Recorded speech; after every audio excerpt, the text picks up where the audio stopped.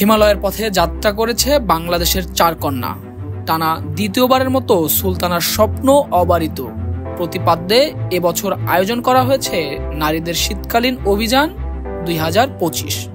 দলের নেতৃত্ব দিচ্ছেন এবারের জয়ী প্রথম বাংলাদেশী নারী নিশাত মজুমদার।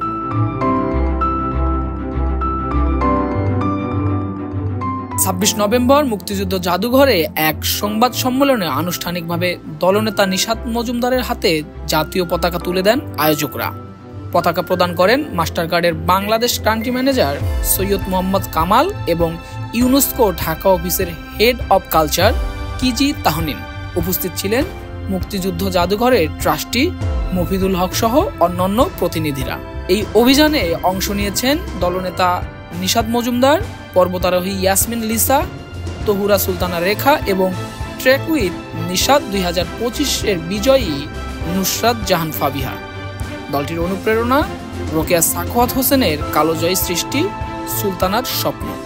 যে গতবার যখন শুরুটা হলো তখন খুব ছোটভাবে চিন্তা যে একটা পর্বতারোহী যাবে, তারা ঘুরে আসবে, সেখানেই শেষ। কিন্তু আমরা কিন্তু এটাকে কিছুটা লম্বা করেছিলাম। সেটা মেমোরি অফ দ্য ওয়ার্ল্ড হিসেবে স্বীকৃতি পেয়েছে 2024 সালে এবং দেশে বিদেশে বিভিন্ন খানে সেই তথ্য, সেই গল্পগুলোই সেখানে আসলে স্থান পায়, যা সম্প্রীতির কথা বলে, সৌহার্দ্যের কথা বলে এবং যেটা একবারই লিখিত হয়। গত বছরের মতো এই অভিযানের পৃষ্ঠপোষকতা করেছে আন্তর্জাতিক পেমেন্টস ব্যাংক মাস্টারকার্ড।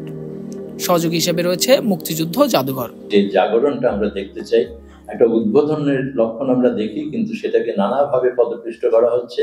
2013 সাল থেকে অভিযাত্রী নিষ্ঠার সাথে এই কাজটি চেষ্টা করে যাচ্ছে।